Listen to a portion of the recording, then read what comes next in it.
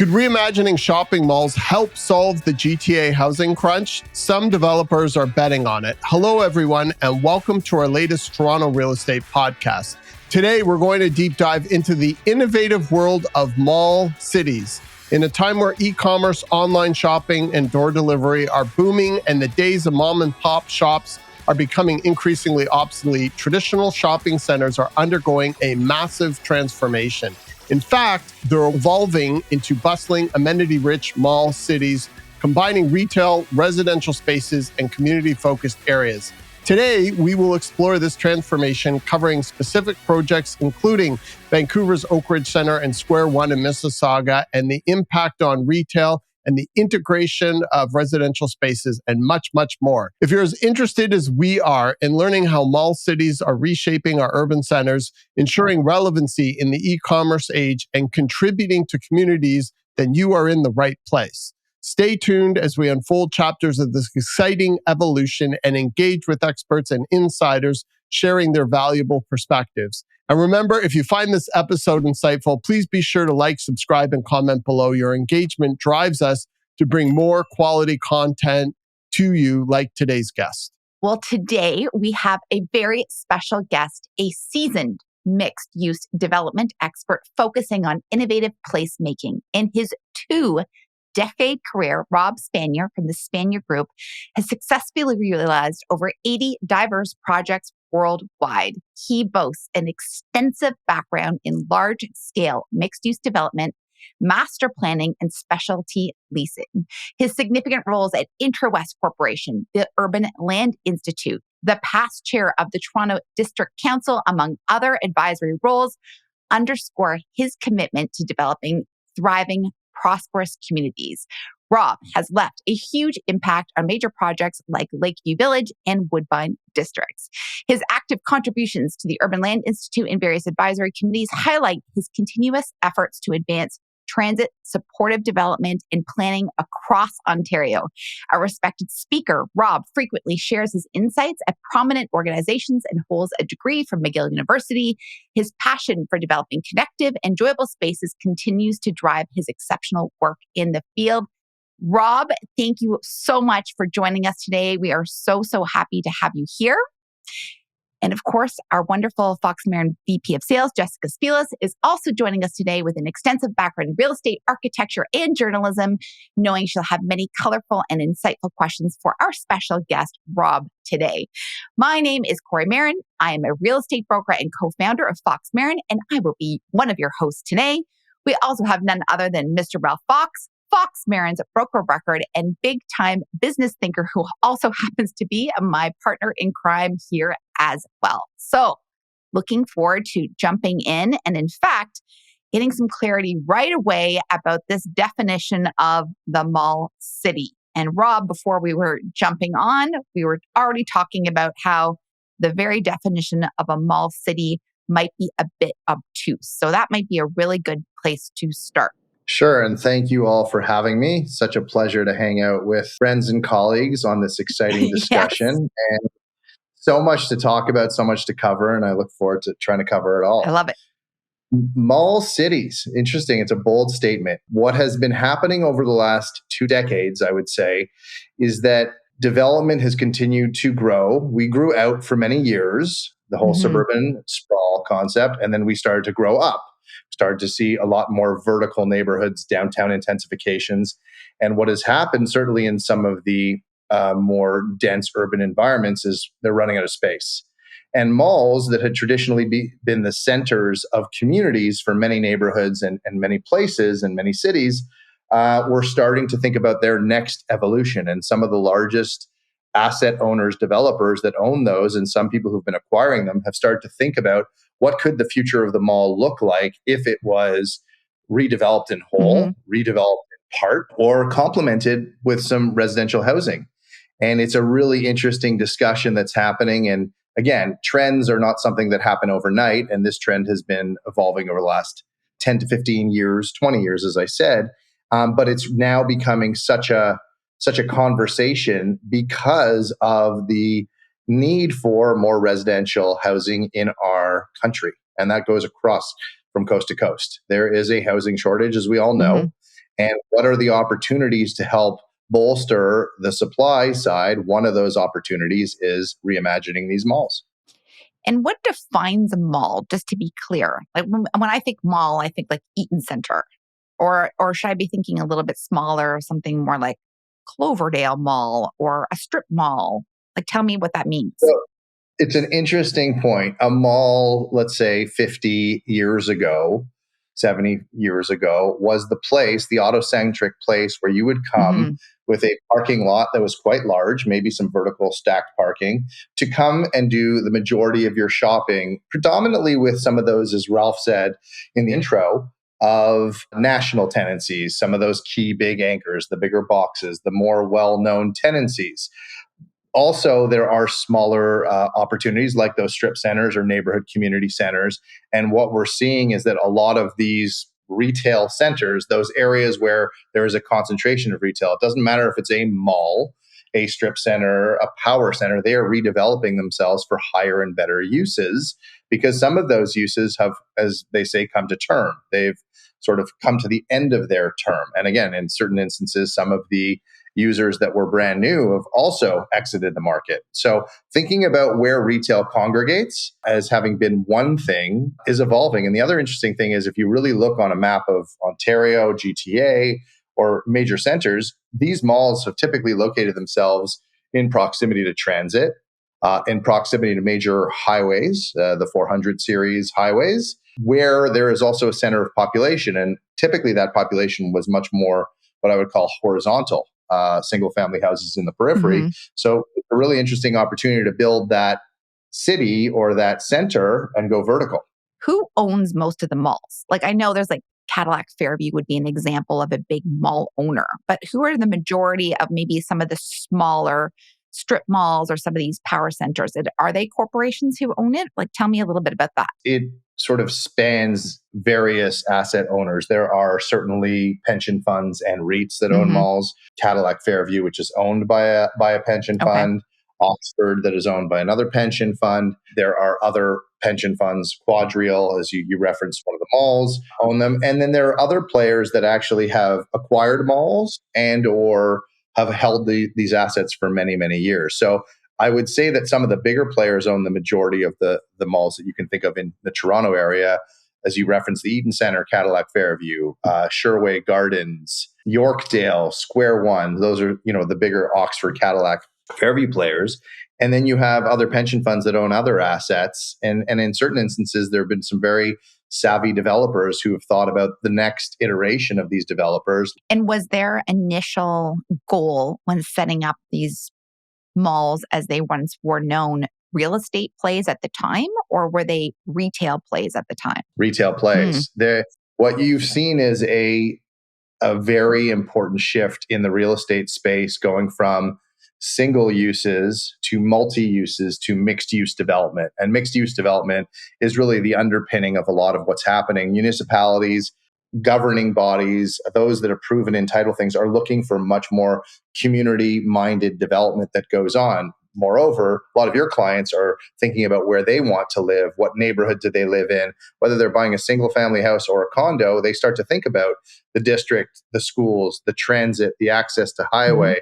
And so they're thinking about that. But back in the day, it was single use. You also saw a really interesting thing happen with existing malls that 20 years ago, there was an average food court in a mall. And then you had a lot of good retail and maybe a movie theater. And then all of a sudden, these mall owners realized, oh, we have a captive audience, people who've come here to spend time and money. How do we lengthen that stay? Well, let's put in some restaurants. They put some restaurants in on the interior. Then they realized if they could cluster those and put those on the exterior facing area of the mall, people would come. So if you see what has happened at Yorkdale Mall, for example, there's some great restaurants on the west end of the mall today. I've got to tell you, some incredible restaurants beyond, the chains. And I think we should tackle the whole mom and pop conversation that Ralph opened up on, because there, U Seafood, which was, I believe, a Markham-based Asian restaurant. What is it? U Seafood. I had to do some lunch there the other day, and it blew my mind. The service was phenomenal, presentation, food quality. It hit on every level. At Yorkdale? Restoration Hardware has an incredible restaurant, Cafe Landoir. My kids love this amazing sushi. I forget the name of the restaurant, but it's like on a conveyor belt where you order digitally from a screen. There is so much happening from a food perspective that's evolved from the food court. And all that to say, these trends are all helping where people want to spend their time and money, but also in this next iteration where they may choose to live. So interesting. I used to work at Yorkdale Mall back in the day when I was in high school, and the food court was the place to hang out, but we didn't have options to eat at places like that. I was like very happy to have Le Baguette. There you go. And so, captive audiences are incredible in any I guess business or in any market where you're trying to attract people. And so some of these retail malls have realized they're doing exceptionally well. So how do they add on to it? Other malls have sort of seen the end of their days. And so they need to think about how to transform themselves, knock themselves down. And in other instances, there are opportunities where part of the mall is still doing really well, but they're going to demall part of the other part and redevelop it. And that isn't just residential. That might be community amenities, public realm, public space, opportunities to bring people back to these malls or to these malls for the first time as a real center of gravity. It's not a downtown because everyone thinks of Toronto, Montreal, New York, Chicago as the downtown. But someone really intelligent said something to me recently, which is we're working on a project up north of Yorkdale Mall on the Downsview redevelopment, the Bombardier land. And they said, the geographic center of the GTA is really in that area. And if you think about it, the future downtown for the Greater Toronto area could be this entire, donut, the hole in the donut. So when you're talking about parts of the mall possibly being redeveloped, I just want to imagine Yorkdale because that's easy for everyone to understand, or even the Eaton Center. Like Nordstrom, their anchor tenant is now gone, or the Bay is like losing footage day after day. So they've got these like massive square foot spaces. There's no retail that's going to be able to move in there and fill their shoes, all that space. So that would be a section of the mall where they're going to look at possibly redeveloping it into a community space or some sort of mixed use or possibly residential? Yes and no. It really depends. The Nordstrom space would have to be a very smart and thoughtful use because Nordstrom is actually, is my understanding from reading the newspapers, still under contract in their lease. So they may have walked away physically, but they still have obligations to the asset owner. But thinking about uses that could be intelligent as this place evolves, because they have a whole master plan of putting residential towers out by the 401 highway and starting to create a bit of a neighborhood and street fabric. But maybe that building becomes an incredible grocery store or an Eataly type food space. Right. Or maybe they convert some of that space to medical office buildings or some health and wellness use. So if you think about a mall and a space, it's not just about plopping down residential in certain instances, but it's reimagining some of those assets. In other instances, I have seen malls that have literally severed off half of them and demolished them. There is a mall at Dufferin and DuPont. That's right. That's redeveloping itself. Galleria? That's correct. And that's done really well, that project. It's doing really well. Very exciting development. Really interesting. Lots of activity going on there. They're actually part of that panel that I did for the Urban Land Institute spring meeting in Toronto on the future of the mall. It's really interesting when you think about the evolution of malls. Like I think about my experience as a young child going to Yorkdale and what that was like. And thinking at the time, relative to all of my experiences, it was amazing. But, the most exciting thing would be to, jump on the toy horse, put the quarter in and rock back and forth. And that was an amazing experience. And maybe we go to Kohl's or something like that and I'd pick up a book and that would be phenomenal. And you look at what a behemoth Yorkdale has become today. And then going back to Galleria Mall, before they tore it down, walking through there was very reminiscent of what Yorkdale felt like as a child, but it just never, ever, ever evolved. And so the natural sort of conclusion would be to rip that down and start all over again, which is what they did. And I think they put together an awesome project, and the whole neighborhood, an entire neighborhood and area is going to be completely revitalized. And you look at what's happening down on Geary Street and it's starting to feel like Ossington. And it's just brought to life so much to a whole area, just like when they opened the Drake on Queen West, what that did for that part of the city.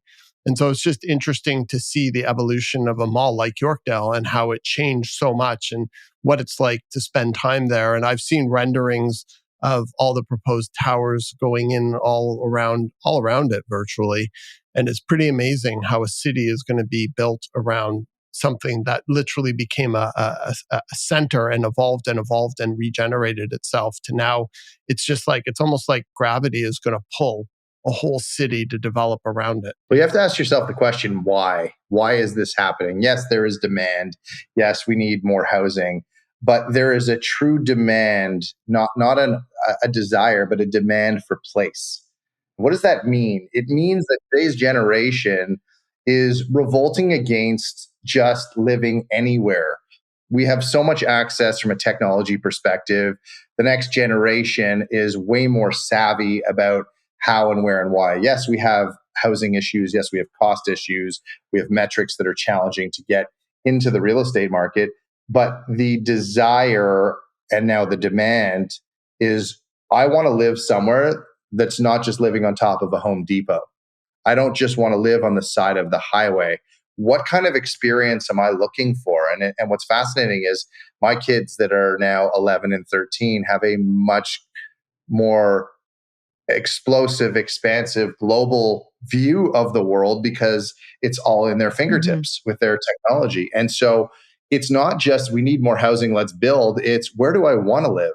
How do I want to live? What kind of experience do I want? And what am I looking for? So, malls are just one formation of this whole discussion. Neighborhoods are emerging. And what I hope these great redevelopments will create, because Toronto is world-class, well-known for being a city of neighborhoods. It's incredible. One of the things that's really hard if you're not from Toronto is to understand where those neighborhoods are and where you should live and why and what the experience is. Hopefully, these are going to be the emergence of new neighborhoods that are going to want to attract a whole host of new people to want to live in these areas. And this is something Ralph and I have been talking a lot about lately because the traffic in Toronto has become insatiable.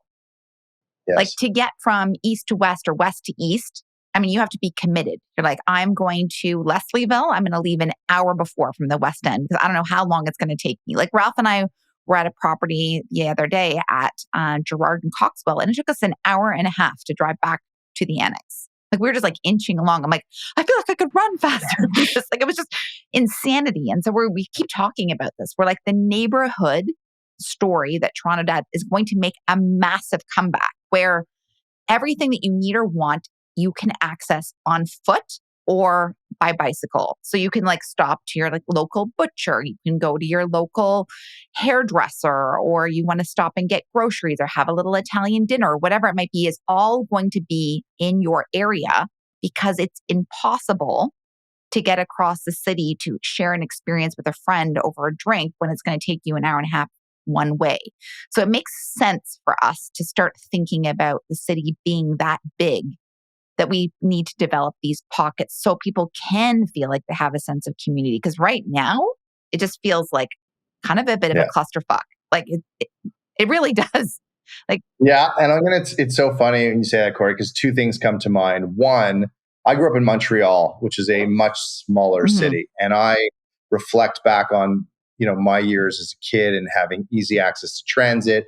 And in my neighborhood, I was right at the corner was the bakery and the fruit store and the bank. And then I could hop on the bus and go downtown on the metro, which is the subway terminology in Montreal. That sense of neighborhood, that sense of place always lived with me. And the other thing was when I moved to Toronto, I looked around and I'm like, I can't get my head around how everybody's going to use downtown Toronto as their downtown. And a light bulb went off in my head. And it was like, there's going to be 15 downtowns over the next 30 years in our city and in our region. Vaughan will have its own downtown. Mississauga will have its own downtown. Markham will have its own downtown. And what you're seeing is the emergence of these things and these places. It's not to take away from historic Unionville in Markham, but there is a project called Downtown Markham that has been developing over the last 20 years. And so what you're starting to see are these, I wouldn't quite call them downtowns, but these centers of gravity, so that you don't have to go all the way down to Toronto onto King Street or Queen Street to get your fix of life. It's really interesting when Mel Lastman came out and said, this is what we're going to create in North York. And I was like, what the hell is he talking about? How are they going to make another downtown? And you go to Yonge and Sheppard and you experience what is there versus what was there 10 years ago. And you literally are in a different downtown or a different section of Toronto that is very much a part of Toronto, but yet very different from what you would consider to be downtown Toronto.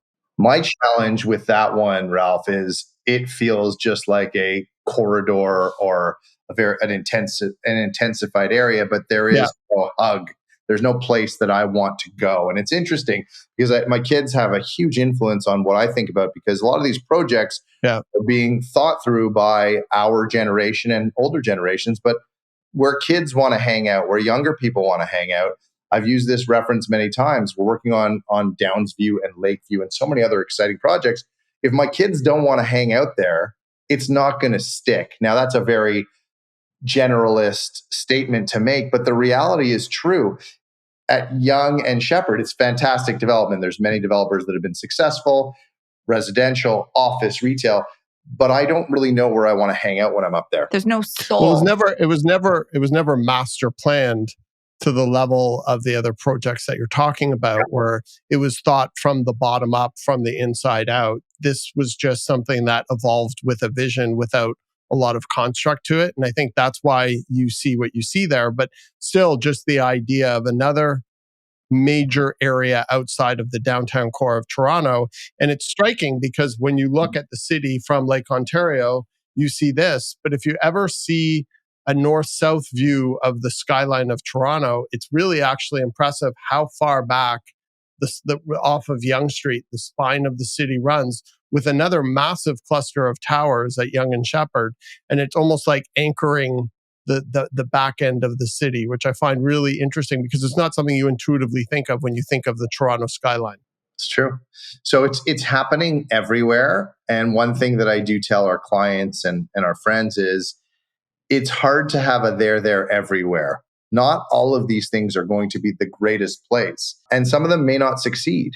My hope is that the projects that are large scale in nature are taking the time to think, taking the time to plan, because this is not a power center that takes 30 months to build and you're done. There's a great article that came out talking about projects that have been developed over the last 10 years, like the well that is just about to get delivered by RioCan, Allied, Tridel, and Diamond Corp. And it took a lot of time and well thought through. Huge project. These projects require the right set of expertise around the table, but also the right amount of time. And not everybody can afford to do that. It's a very capital intensive proposition to build these projects at scale. And Rob, can you tell us about some of the projects that you've worked on and what that process of being thoughtful from the ground up entails, and how you would think about something like that and how you would advise your clients? And if you had any real case examples you could give, I think that'd be awesome. Sure. And, our company has been around now for 5 years, which is exciting and fun. Have had the privilege to work on many of the preeminent mixed-use developments that are underway or had been delivered over the last little while. I'll name just a few, but Lakeview Village in Mississauga on the waterfront is the former site of the Ontario Power Generating Station, where the Four Sisters, the smokestacks, used to sit. Most people who sail would use that as a navigable beacon. And Ralph knows all about that. Yeah, Ralph's a sailor. I didn't know that. I used to have a 20-foot shark, 22-foot shark, and we used to moor it at the National Yacht Club. Wow. And there's some great stories that maybe I can share with you guys a little later on. I can't wait to hear about your Ralph sailing. The sailor. So Lakeview is a 177-acre property that was acquired by a consortium of developers through a public process. And these 5 developers came together to create one of Canada's most transformative waterfront developments. It will have a ton of open space. It is going to have at term 16,000 residential units. Whoa. And I'll pause there for a second because that's a lot of housing, which is fantastic. 1.8 million square feet of non-retail innovation space. We call it the Lakeview Innovation District. So educational, institutional, innovation, employment space. So 9,000 jobs. And then the type of retail that I love, which is the specialty retail. And again, Ralph, we're gonna jump on this at some point, but I still think the best in class independent mom and pops will outperform the nationals when set up correctly, because I love those individuals. They don't have to be just the small little corner store individual that you think of, but some of the best mom and pops out there are doing incredibly well. Some of these restaurants that have 1, 2, or 5 locations locally. And so that type of retail will be there. We're still going to have the grocery store, still have the pharmacy, still have the LCBO, still have the bank or a couple of banks, those service-based businesses. But we want to complement it with some of those specialty restaurants and retailers, things to do retail versus things to buy retail to make that place great. We have over 60 acres of park land that's within it that's going to bring people to visit it. An incredible pier that was built for the coal ships that would come in to bring the coal for the power generating station that is going to be, when we are open, one of the longest points on Lake Ontario that is all open to the public. So it's an incredible experience to go outdoors. There's also the Jim Tovey Conservation Area, which is another 68 acres of land that is adjacent to the project, that it'll just be, public realm space. And so it's an incredible project that I've had the privilege of working on over the last 5+ years, to help create that environment in that place, and again, I'll go through this, and it applies to all the projects. There is the fundamental thinking about what you're going to create, and most people term that the master plan, and you need a whole host of stakeholders involved: designers, planners, in certain cases, engineers, we look at sun and shade, we look at servicing, we look at so many different aspects, and then we have to go through a process to get approved through the municipality and the region. Lakeview is going to be bringing something called district energy to the whole project, which instead of having boilers and chillers on the roofs, all of the energy will be coming, the heating and cooling coming through the ground, through these pipes, and using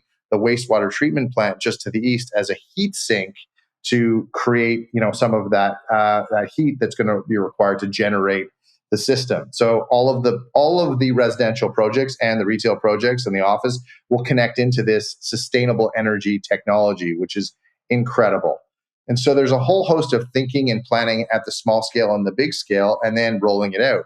A lot of people think that the planning, which is highly complicated, is the only thing. Then you actually have to develop this. And so the developers have committed so much time and money to assure this long-term success of this project. It's not just about creating a great vision and a plan. You need to execute. And the consortium of owners who have been involved in this project since day one have really delivered and put their money where their mouth is, and are committed to the long-term success of this project. And so from a conceptual standpoint, as a consultant for a project like this, or even other projects, what are you thinking about, or what are you trying to maybe bring to the developer's attention that they may not be thinking about in terms of what kind of a community you want to create or build? At the Spanier Group, we are mixed-use development advisors that focus on developments, and we really think about that ground floor 50 feet up. Everything that is non-residential. We want to think about the public realm, the retail, the office, employment, institutional space. And so many developments over the last 30 years have been extremely successful, as you know, on the residential side, but the retail has been the afterthought. Mm-hmm. It's been the thing that's left over. And sometimes I've heard from developers, no one was interested. It didn't actually work. The city forced us to put retail. And I'm not a proponent of putting more. I'm actually a proponent of putting less retail or active ground floor space, but making it perform better. And that does start at the development level of what kind of space are you delivering? Are you delivering a space that is, appropriately deep, appropriately wide, has good glazing? Are there columns all throughout so you can't actually see through the space? Is it shallow in depth and has really high ceilings like a flagpole store? Or is it actually the kind of space that will function? A lot of the development of these projects leave the retail as the afterthought. And what we try to do is get involved, whether it's a vertical neighborhood. We're working with many developers that don't have a project as large as Lakeview, that just want to think about that 14,000 square feet of retail. How do we maximize that asset for the long term? We're doing that with Dream and Great Gulf on the Quayside project on the waterfront of Toronto. We're working with Marin on a project in Mississauga, thinking about that. So we're really trying to think about how to maximize that asset to make it perform for the long term from an economic perspective, but also from an experience perspective that will help the community through its process of approvals and entitlements and ultimately develop. I'm not going to say on our podcast here that you're going to sell a condo for more money or rent an apartment for more money, but you certainly will have a better chance at selling that condo or renting that apartment if it's a better overall experience on the ground floor. 100%. And that's, that is a proven opinion, not just a statement. So interesting because Kori and I, we live in the Annex and we're right next to the Honest Ed's Mervis Village development where Westbank there is building, I think it's like 800 or 900 purpose-built rental units. And when that came out and I found out it was purpose-built, I was kind of like, I don't know if this is a good thing or not. But what I've come to see and realize is that they have a vested interest because they're long-term landlords in the actual success of the community and the ground floor experience. And they're going to just amazing lengths and they're being very thoughtful with what they're doing, far so much more than if it was a condo development and it was a get in, get out. And so when you see developers having a long-term interest in being landlords or long-term holders of specific parts of a project, they start to be more considerate of what is the end product that they're building and what you were talking about earlier, the end experience of the residents and the outlying neighborhood. And I think that is a big change that we're seeing in development that really has been missing maybe for the last 20 years in terms of what we've been seeing going up. Yeah, and it's interesting because the experience, and it's a good point, a rental building, a multifamily building has that vested interest. What I'm finding, and I'll leave the client's name out of it, we're going through an exercise right now where in the pro forma, they've projected a number to sell the space. And I'm making the argument that, yes, you can sell at that cap rate, that space. However, if we actually put a little bit of elbow grease into this, and we've spent the time programming it and figuring out the physical space, and you go out and lease it, and then you have, even just at a short 5-year term lease for retail, you take the median average of that rent and then cap that, you're going to make more money in that direction. You're also going to help with your approvals entitlements. You're also going to have a better lease up or sales of your condos because you have something to talk about. And, the Canary District, which I know you guys are very, very familiar with and have been very active over the years, I was involved in my previous company and still have stayed involved with Dream and Kilmer. And the retail was at the front end. We had worked on the project. We had won the bid and started. But then once we were able to tell the story that Dark Horse Coffee Shop and Suko Thai and Tubuli Souk, which is a concept that the Tubuli Group put together all on their own. And even in the first 5 years, Gears Bike Shop has created. That would allow the residential team to be able to say, this is more than just a vision, it's an actual community, and there are these businesses that are going to become part of your life. And what's interesting is as you see this transition in development occurring, what will start to happen is a shift in consumers' expectations in terms of where they want to live. And I think over time, that will add to the saleability, to the potential appreciation in price and rents to these type of neighborhoods as people sort of understand what's important to them and where they want to be and where they don't want to be. So I think it's setting an interesting precedent. And you see this now with some buildings in the city. I mean, the real estate market could be up, it could be down, it could be way down, but certain buildings, you'll never see properties vacant for sale for very long, and they will always hold their value and they will always sell very quickly. And I think what we'll see is in these type of projects and developments, we'll see that type of stability in terms of value to anyone who's looking to purchase a property, because these are the places where people will want to live versus, just as you said before, a condo above a Home Depot or something by the side of the highway. And so if you bring it back to the original idea, and then, there's so many things we can talk about. If you think about that, just because it's called Toronto or downtown Toronto, that doesn't mean it's for everyone. There are people who have grown up in Vaughan or in Richmond Hill or in Markham or in Brampton, and that is their home, that is their heart. Why shouldn't they have places too that they can come and convene in, as opposed to having the old model? So I think that the opportunities are endless in the 905 in the Greater Toronto Hamilton area for these moments, because the costs are so sensitive, the prices are sensitive, the costs are really explosive. You have to really think about what you're doing if you're going to develop something in downtown Toronto in today's marketplace.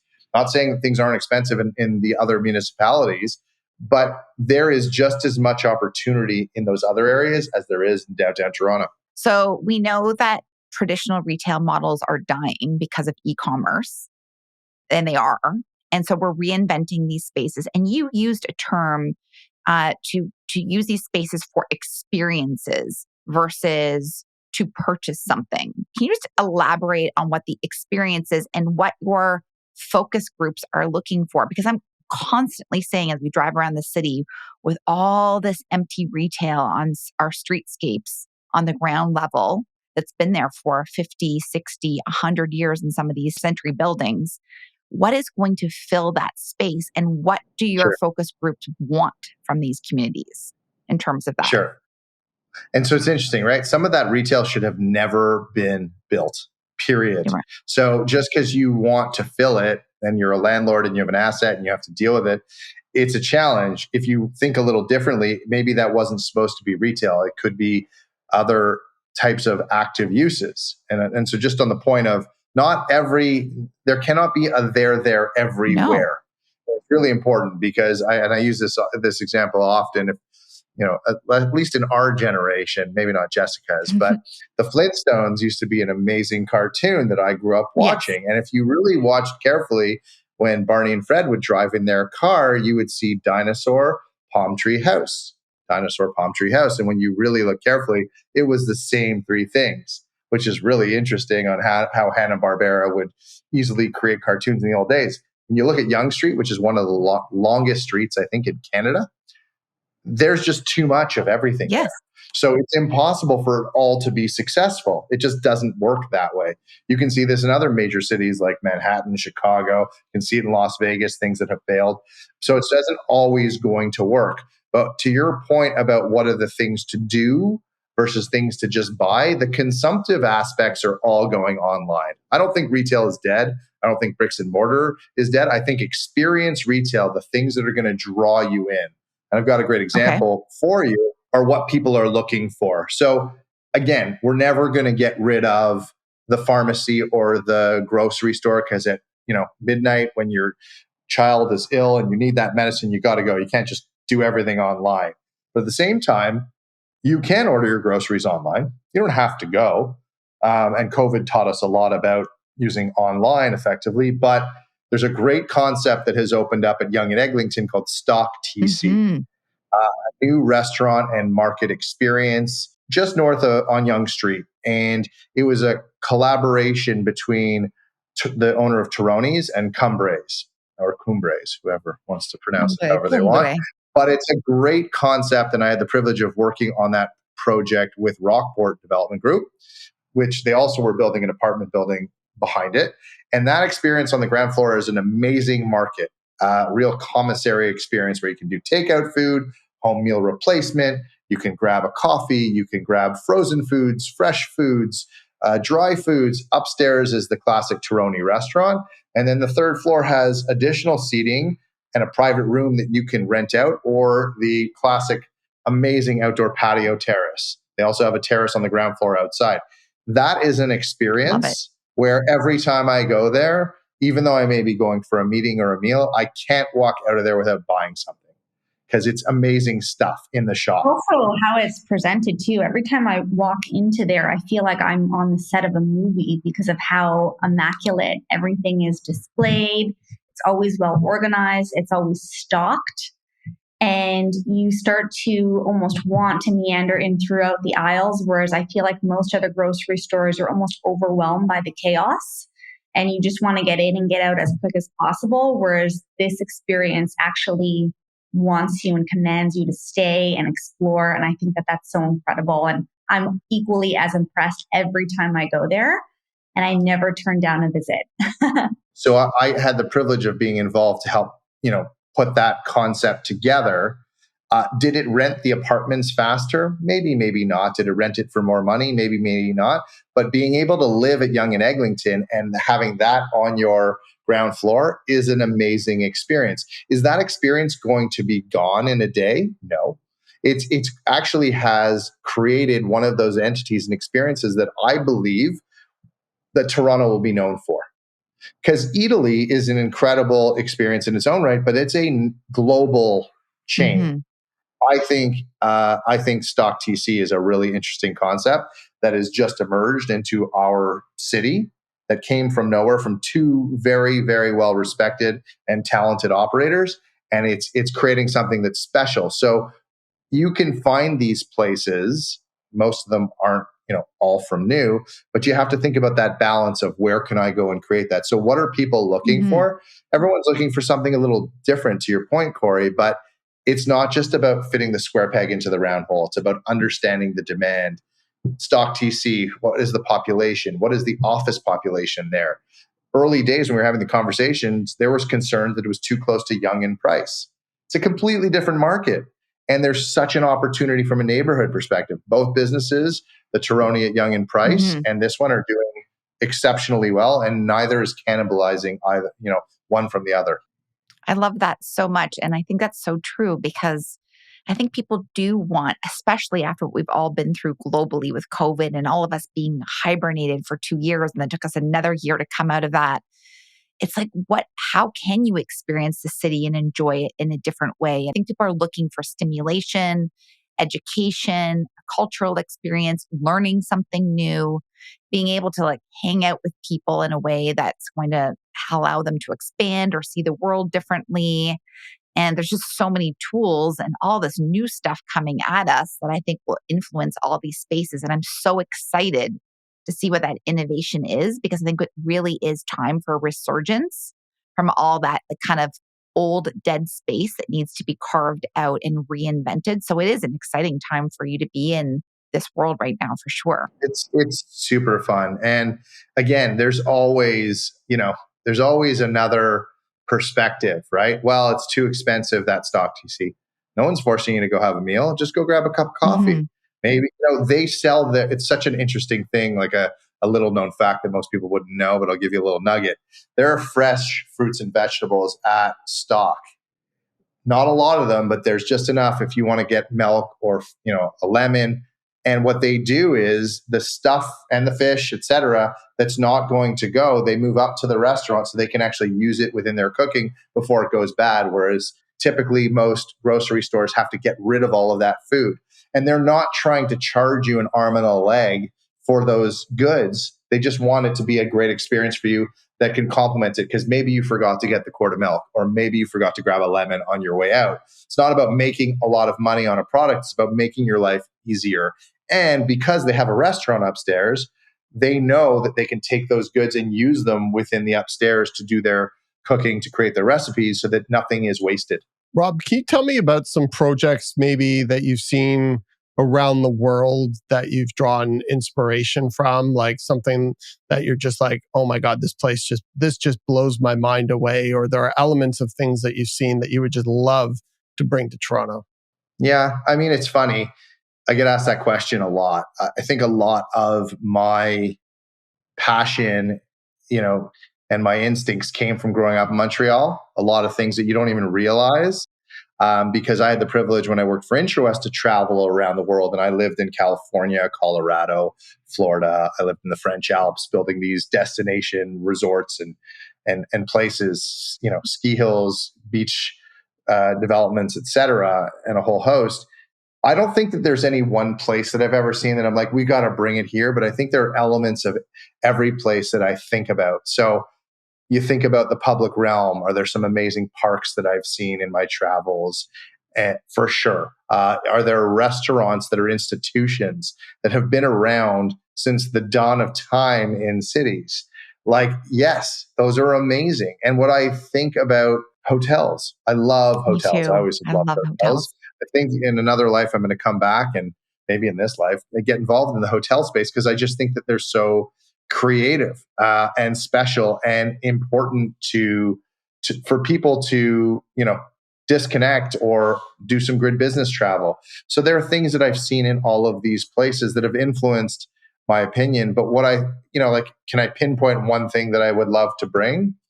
No, because I don't think that everything's transferable, but that feeling of place that I feel when I'm walking around the streets of Montreal, not old Montreal, love it too, but like that great sense of environment in cities. I've worked in Tallahassee, Florida, with the Florida State University, which is a big college town, experience to help them create a college town.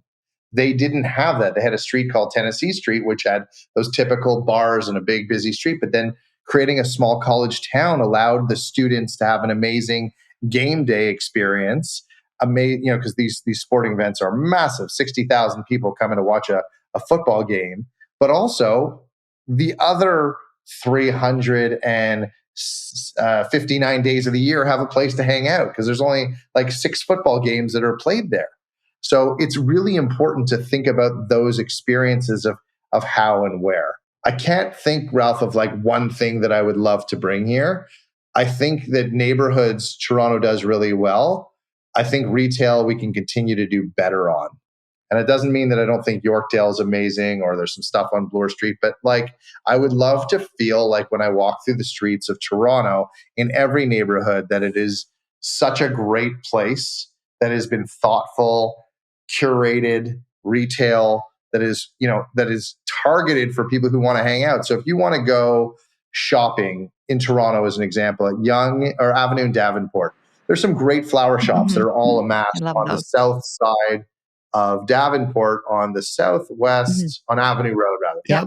Can we think about curating retail and putting things together that are intelligent where people want to go so that you could actually have that type of experience more and more, as opposed to, the classic national chains that just fill up the space. It's easy to say and it's a lovely idea, but developers have costs. They have carrying costs. They've got to fill spaces. There's operating costs. So it's not always the case.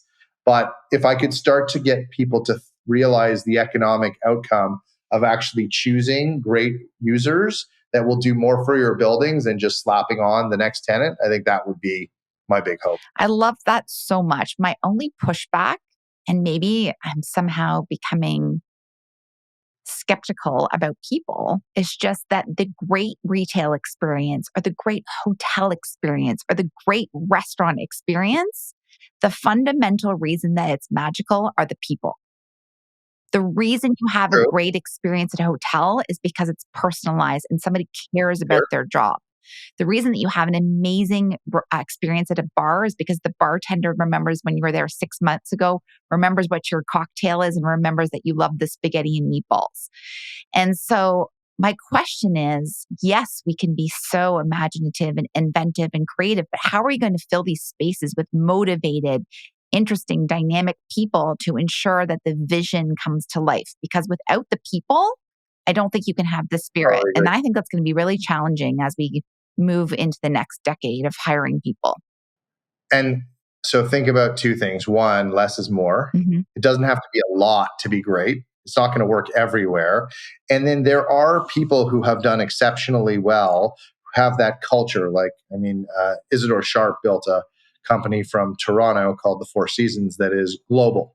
And so there are principles that he put through to his entire staff that work. I'm not saying that retail is very tough because it's not at a quantum or at a scale that works like everything else, where you can just drop it. That's why the nationals are easy to repeat and, the power center is easy to repeat.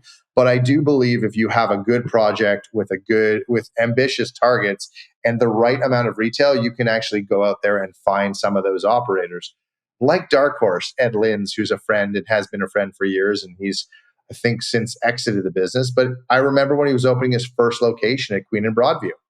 And it was an incredible experience. And he was brand new to the business, but people were seeking that out. There are people who are genuinely interested, who are wired to do that want to do that. They just have to be given the canvas and the opportunity, as opposed to being said, it's too expensive, you can't fit, you're not the right tenant for what we're looking for.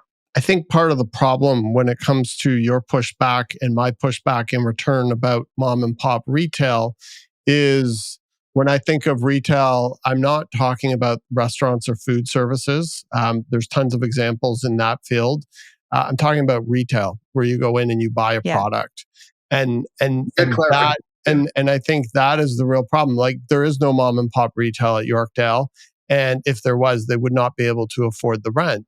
Yeah. And so that's where I think, the real problem in cities are. Like, if you look at the annex, we don't need any more cannabis shops here.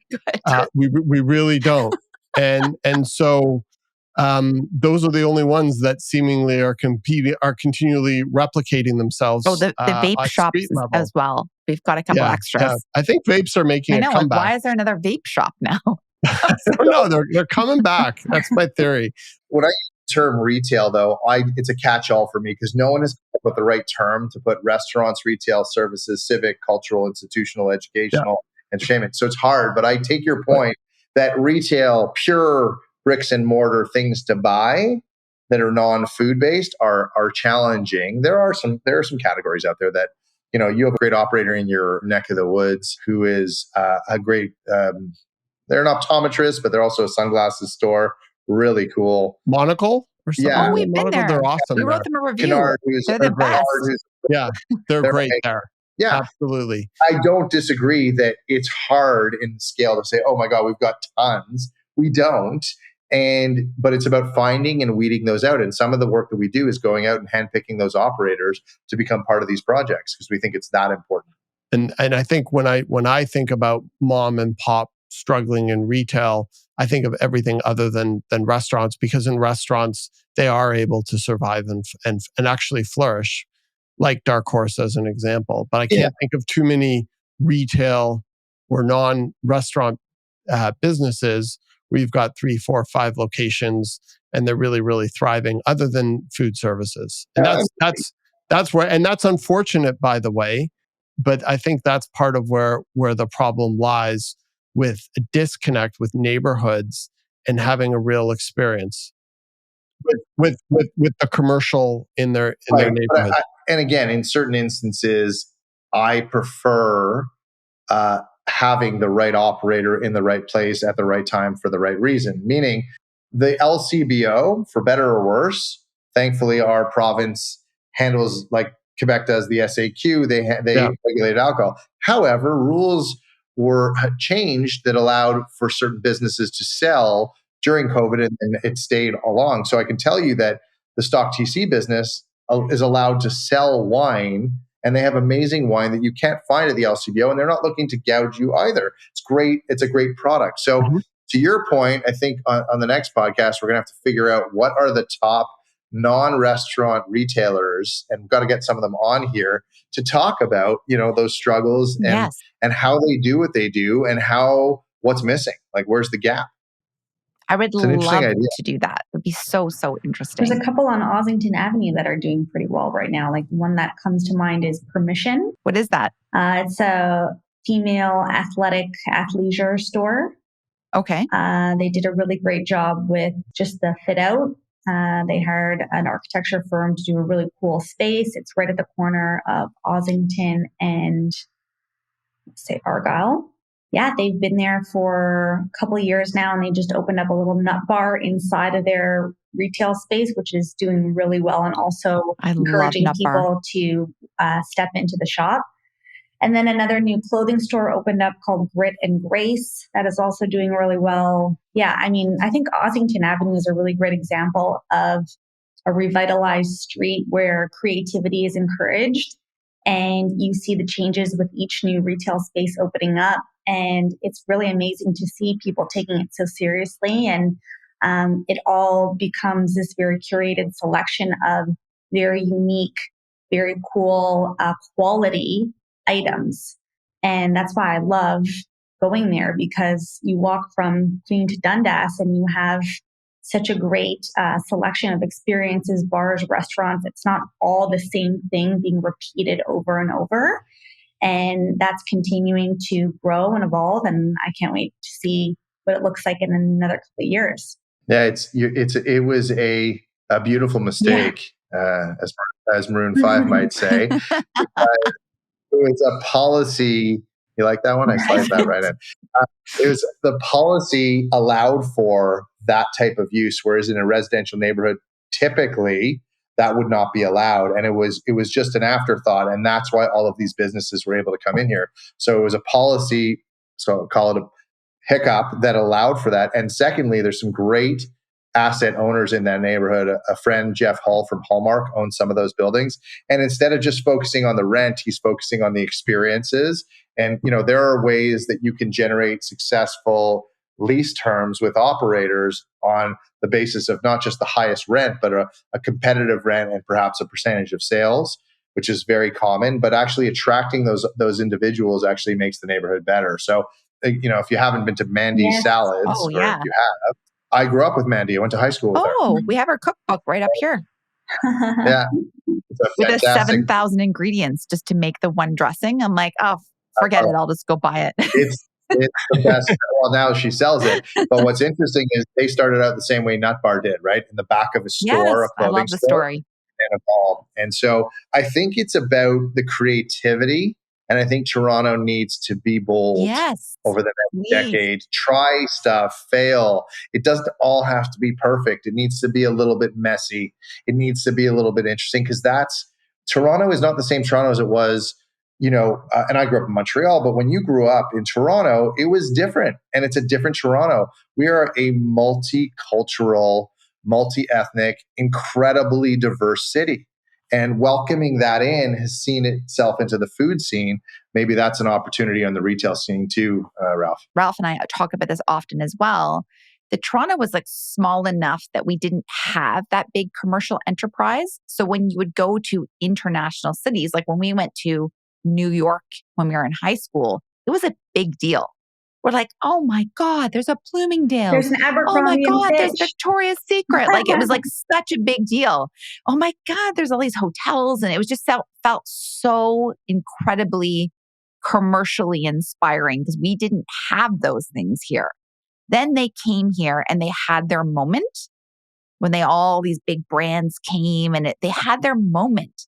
And now they're petering off, and we're kind of just left with this uninspired lack of innovation. And I do totally agree. It's time for Toronto to make its stamp on all this. Hear it here first. I hope that this becomes, a statement that will come to life. I think Toronto's moment is now. I think that independents are going to play. I think our multicultural community is going to inspire us in ways that we've never even realized, not just on the food side, but on all levels. And that's what's going to make us, all eyes are on Toronto. It's one of the most important real estate cities in the world. We've all heard that more cranes than any other place operating. Mm-hmm. But it really has to do with, if you want the city to be a legacy city, what kind of a place are we leaving and are we creating? Yes. I think it's critical. I totally think we're there right now where we have to make this choice, because I think we could steer down a different path as well. And I was sort of speaking to this earlier when I was talking about our traffic issues and our construction issues. I feel like there's a safety crime situation, a homeless situation. There's things that are bubbling up in our city that we've never experienced before. And I think there is this divergence. And I think it is an opportunity for us to take the better path and the higher road. And I hope we do make that investment, because part of me gets concerned we're going down a route that does not feel aligned with those expectations. Yeah. It also worries me on the cost of living of the city that we live in and everyone loves. How are my kids going to be able to afford to live here? And that's why I think it's such a critical conversation that's happening today. And these things aren't going to get resolved overnight. We read the newspaper, we hear big statements, we hear issues that are going on. This is going to take time. And if you think about it, as I was talking about the trends of retail and reimagining the mall, this conversation started 20 years ago. but it's now happening. So if we really want to solve some of these issues of affordability in the house, I'm all for it, because in 20 years, if we haven't solved this problem, the city might not be habitable for certain people. I think it's really interesting because finally, the narrative is changing to people understanding that it's a fundamental supply issue that's really handcuffing Toronto. But what's interesting to me in terms of affordability, what's interesting to me is you just hear the term supply. You don't really hear people talking about smart supply or innovative neighborhoods in terms of supply. It's all just supply now. And the problem that we'll face is if we just start trying to slap up as much as we can anywhere with not a lot of thought into it, a lot of the problems that Kori was describing will continue to exacerbate, because what we need is smart supply. And so I think it's really interesting that we're having this conversation, because the narrative has shifted, which is awesome, but it hasn't gone far enough to help stimulate the ability to create the city of Toronto that we all have in our minds that should be in the future. Well, and let me bring it even further and play a little more chess here. There's not enough Fox Marins out there, even if all of the supply was there, if all the costs were in line, if all the construction workers were at the ready to build all this. There's just not enough of everything to do this, to make it happen. I've seen some really interesting presentations and speakers talk about supply and then talk about the reality of delivery of said supply. We have some 100%. systemic issues. We have some serious issues that would even allow us to build the 1 million homes. And it's a challenge that we've got to figure out. It's actually 1.5 million. And we're not, if we half that number over the next decade, based on where we're at today, that would be amazing. And it starts as fundamentally as like, we need more drywallers. We need more people who can actually build what we want to envision. And I think that's a good starting place.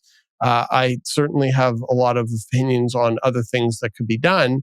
But I think going back to not just more Fox Marins, but I think more Spanier groups who can help re-envision what this idea of supply is. Because I think that's the bigger problem. Because even if we were to hit those numbers, the real problem is that if it's not done intelligently, we're going to be creating more of the problematic issues with Toronto, with the new supply, as opposed to solving them with smart, innovative development.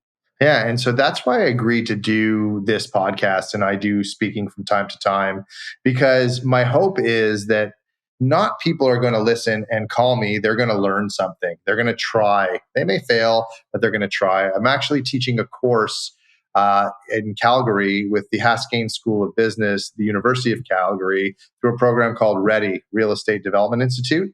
And I'm teaching a course on mixed use development. It's an online course as well as a 2-day intensive. I want people to take things away so they can go and do them. The world it's immense. Our problems are immense. We need more people to learn from them. So even podcasts like this, people should pick up things and learn from them and try them. Maybe they'll call, maybe they won't, but at least they'll have been given some, you're giving back to the universe information and knowledge that hopefully will make this world a better place, because there is no way that there will ever be enough Fox Marins or Spanier groups or others. So let's try to get others to figure that out as well. I love that. Well, I'd be happy to be on your podcast one day with Kori. I think the course that I'm teaching, guys be amazing to maybe zoom in and talk to our students next April about what we're doing. Because I've had, the course is going to have someone from master planning, and the course is going to have someone. Oh, we'd be happy to. That'd be fun. Super cool. Yeah. Awesome. It's a date. Definitely a date. Rob, are there any things that you want to talk about, in conjunction to this conversation? Just even thought-provoking things that, somebody watching or listening can sort of think about things, or the development of the city in a way maybe that they haven't thought of before? I mean, listen, we are living in a city and in a region that has some of the smartest people in our development industry. I truly believe that. I think there's so much to learn. I think that if our industry could focus more attention on that ground floor 50 feet up, take that time to think about it, they're so good at doing so many things. This is one of those areas that I say, I wish we could do better. Mhm. And there's no reason why we shouldn't do better. And I made this statement, I think last week. Sometimes it's better to slow down to speed up. If you just slow down a little bit and take a look at it, you can actually get get the better outcome. And that doesn't mean, yes, you should have the right resources, the right consultants, the right people on your development team. But at a minimum, stop and have that conversation internally about how is this going to work? Like a fire escape, you guys know this in these condo towers. Once you build that fire escape to come out to the at grade condition, you can never move that. It's never moving. No. If you carve up a retail space into two 500 square foot spaces versus rotating it and turning it and having 1,000 square foot space, it's like that forever. So thinking about these things that can dramatically change the outcome of your building. I'm not saying make it all magical and special and it's got to be the best. Just make it functional and take the time to think about this, because if you are in the game of development, if you're in the game of building condos, neighborhoods, cities, you have a huge responsibility, because these buildings that we're all looking at and seeing some come down, it's been 100 years, as you said, Kori. These buildings are going to be here for a long time. So make sure you at least try your best to get it right. Thinking about this, it's interesting because when you look at any pre-construction development project that's going up, when you are a buyer or when you're talking to the developer, you're like, so what's going on the ground floor? And they're like, we don't know. We're talking to somebody, but we're not making any announcements. We And think so it's going to be a grocery store. They always yeah, exactly. always, Or an LCBO. always. Yes, exactly. But it's interesting because I would think and hope with more projects like Lakeview or what's happening at Mirvish Village as another example, that will shift and consumers will start to say, well, I don't know if this is the right opportunity for me or it's worth paying a premium with options that are out there that have these amazing experiences on the ground floor. If that would be the best investment to buy or want to live in something like this, if I don't know what it's going to be, or you're not even showing that you're being thoughtful about curating what that experience is going to be like. And hopefully over time, that shift on the consumer level will happen, which will even further force the hands of developers to respond in kind. And the developers have a process of approvals that is complex in our region. So the question is now being asked by municipalities and authorities that have the approval agencies of, well, what are you doing here? Can't just be like, we'll figure it out. They're actually thinking about it. And so while the argument may not stand that you're going to pay more for a condo per square foot because this retail is there or that, it certainly, from your buyers, there's many investors that are looking to place their capital in some of these units in various projects. It may be a safer investment long term if the actual environment, the at grade condition is more thought through than, say, buildings that I've seen in downtown Toronto that have been in the paper being worried about being very transient and not really thoughtful and a challenge. So I think it's important. Well, when any investor buys pre-construction, their best case scenarios when they sell it, resell 3, 5 years, 10 years down the road, they're going to sell to an end user, not another investor, because the end user will in fact be paying a premium. And the end user will be looking for a good experience, and they'll have a lot of other options as examples out there.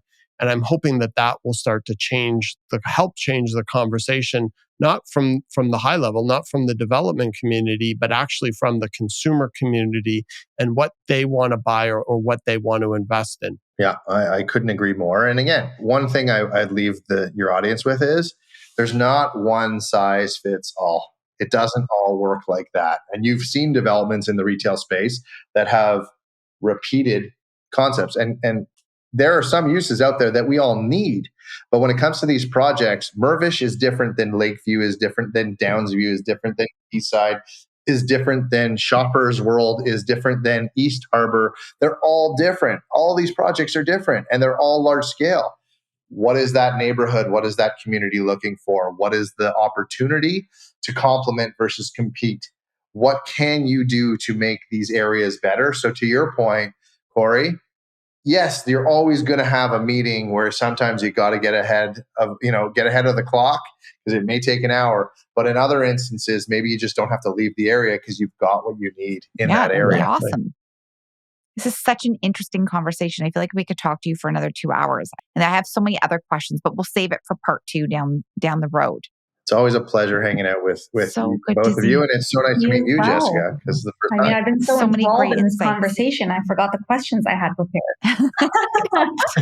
And that wraps up our deep dive into the world of mall cities today, a world where traditional shopping centers evolve into building communities, offering retail spaces and residential community-focused areas. A special shout out goes to Rob Spanier for joining us and sharing with us his extensive experience and insights in mixed-use development and placemaking. Rob, where can people find you if they want to learn more about Spanier Group and what you're up to? SpanierGroup.com website. We're just an email or a phone call away. And we just opened up new offices in the St. Clair West neighborhood. Oh, great. So come by and visit us. It's a super great little spot. When's the party? It's going to be more like a stream of having all of our friends and close relationships come by and just hang out. Okay, well, let us know. Amazing. We're in. Awesome. Thank you, everyone, for tuning in. And remember, your support is what fuels this platform. So don't forget to like, subscribe, and comment below. We look forward to bringing you more engaging and insightful content next week. Until then, take care and keep exploring. Thank you. Thanks, Rob. Thank you, everyone. Thank you.